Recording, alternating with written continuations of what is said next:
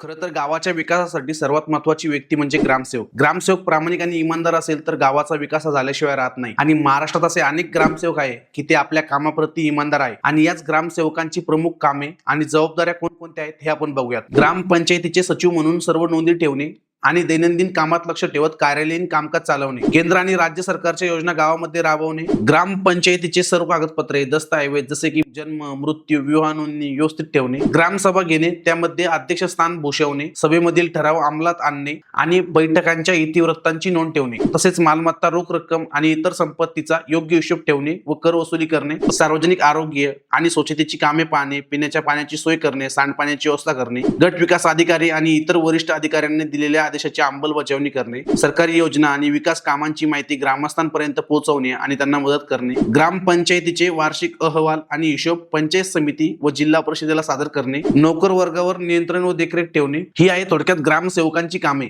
पण ही कामे करण्यात ग्रामसेवकांनी कसूर केली तर महाराष्ट्र जिल्हा परिषद जिल्हा सेवा शिस्त अपील नियम 1964 नुसार ग्रामसेवकावर कारवाई केली जाते. आता ही कारवाई कशी करायची याची माहिती हवी असेल तर मला कमेंट करा ग्रामसेवक, आणि ही माहिती आवडल्यास मला फॉलो करायला विसरू नका. धन्यवाद.